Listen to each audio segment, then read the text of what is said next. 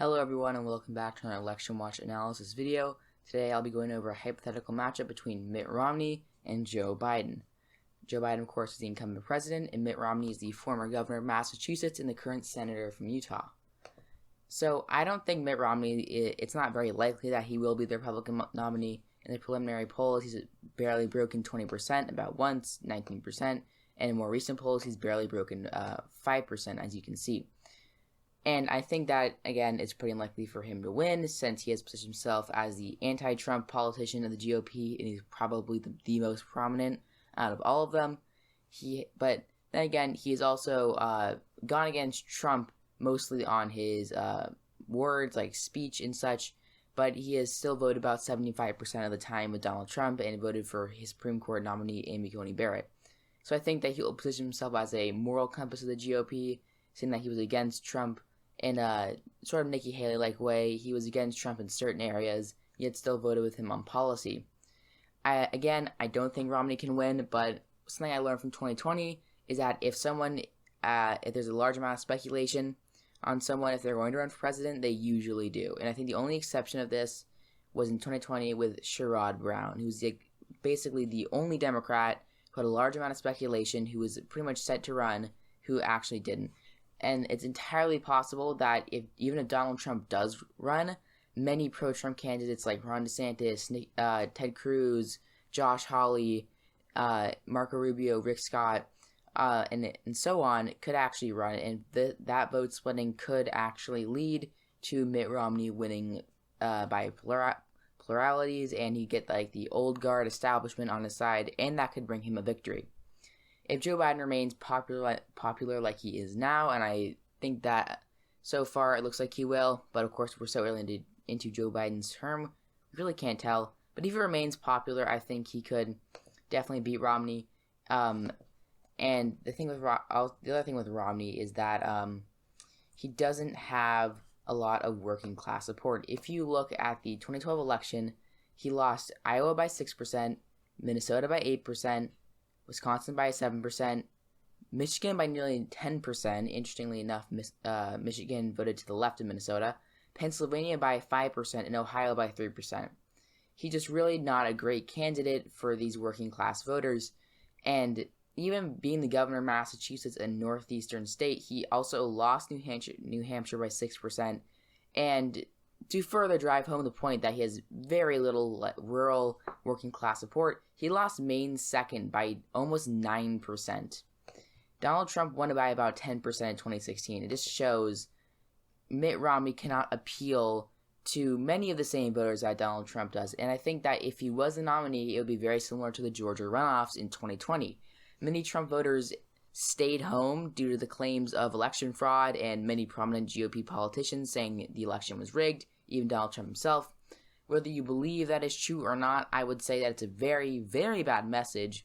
If you want to win these two essential Senate seats, the GOP should not have said that these elections are rigged if they wanted voters to get out there and win, because that's how you win elections, by having people vote for you.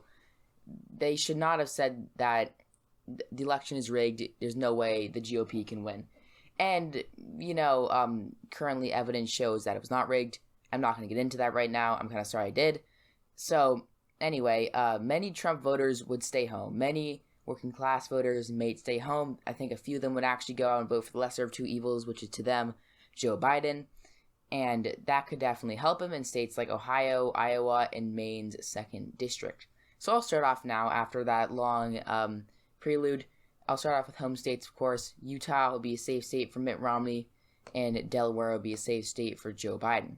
Now going into the Republican safe states, much of the Midwest will be safe, like Idaho, Wyoming, of course. If it's a state or not, we do not know. But the Dakotas, most of Nebraska, I'll go over Nebraska second a little later, Oklahoma, and much of the South, including West Virginia. For Joe Biden, of course, the Northeast, despite Mitt Romney being the governor of such a solid blue state, such as Massachusetts, even in 2012, it did not make a dent in that state. Even though he was the former governor, I don't think Mitt Romney will have any extra amount of appeal to places like Maine's 1st and New Hampshire. I also put Maine at large as safe, and I'll go over that a little later. New Mexico will be safe, and that will round out all of the safe states, unless I'm forgetting one right now. Now going into likely states, I think that Montana will be likely, because many of the Trump voters will not turn out for him, and it seems to be trending to the left in a way. Mitt Romney won it by about 14%, and Donald Trump actually outperformed him in 2016 and in 2020. But I think that many of his voters, Trump's voters, will not turn out for Romney, and that will make it about a 11% margin. Kansas, the suburbs, he might improve there, but otherwise, again, with the lack of support from the rural base, it'll be a likely state. The reasoning is pretty similar for most of these states, like Missouri, Indiana, South Carolina, and Alaska. So all of these states will be likely, and I think Nebraska's second will be likely, even if it isn't gerrymandered. Mitt Romney won there by about, that's the 2020 map, 7%, even though Obama, as a matter of fact, won there by about, actually 1.3%, which is more narrow than I thought he would be. But even if it isn't gerrymandered and it remains the way it was before the redistricting, Mitt Romney will do well there because it's a very suburban district and a very moderate district. Now I'll head into the likely states for Joe Biden. I think Virginia, because it does seem to like its moderates and establishment figures, I think that Mitt Romney will improve in the suburbs. I had a comment on my Ron DeSantis video saying that Ron DeSantis could improve in the suburbs, and I think that reasoning would actually apply there. I could see an 11% victory for Joe Biden, though that might change in the future. I think New Hampshire, I'm actually going to go over that a little later. I think Minnesota will be another likely state for Joe Biden, along with Michigan. Due to Mitt Romney's very, very low amount of support among the working class, I don't think he has a chance of winning these states.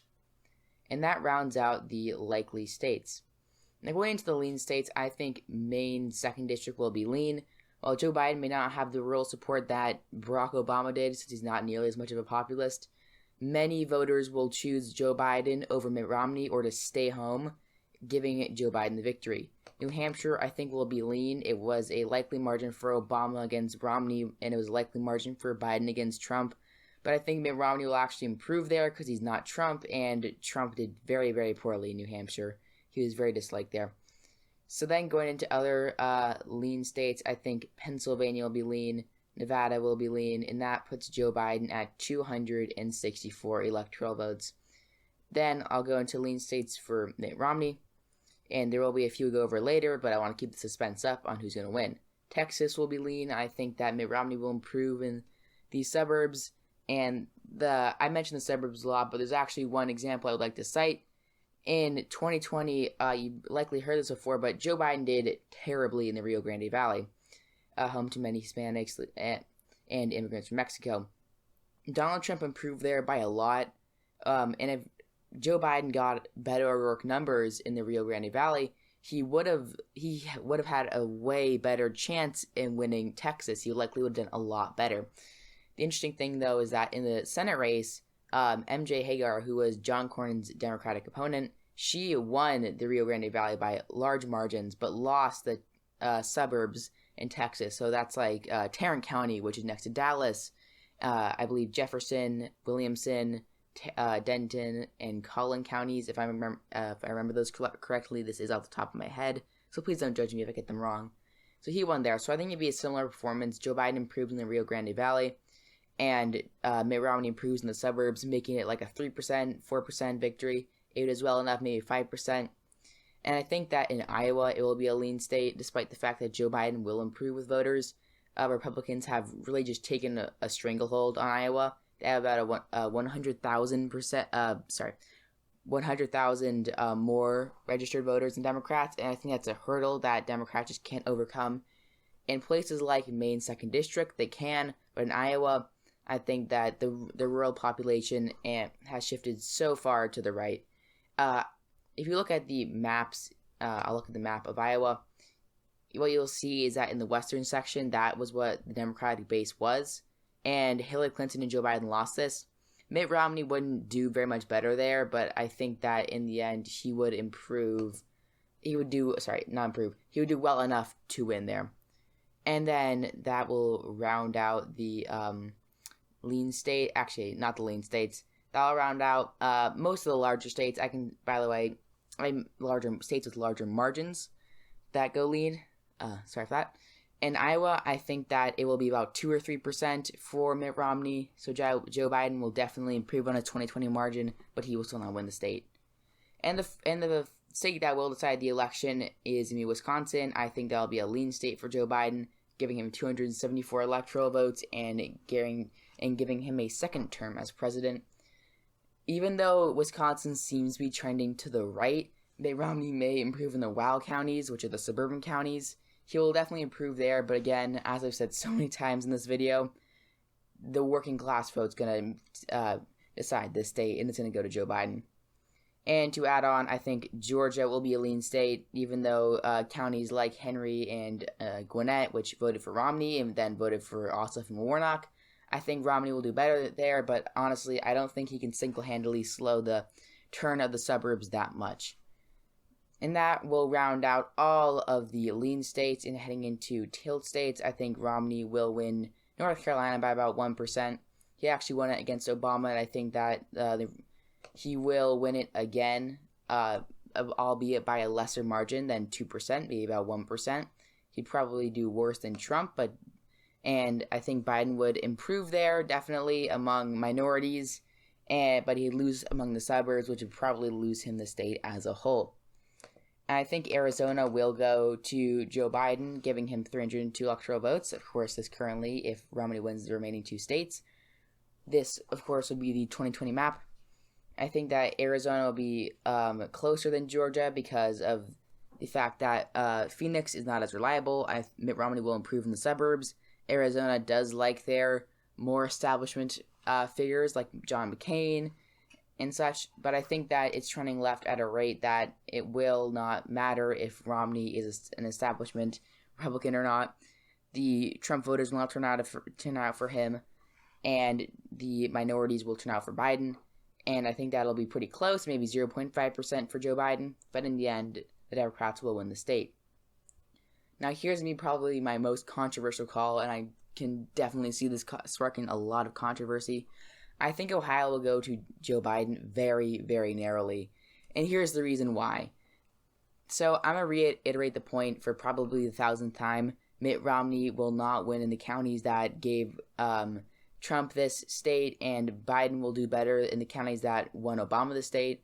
For one thing, the suburbs are trending to the left, so Joe Biden's going to improve there. If he can win in counties like Erie and Sandusky and Ottawa, and some other counties I can't remember the names of in the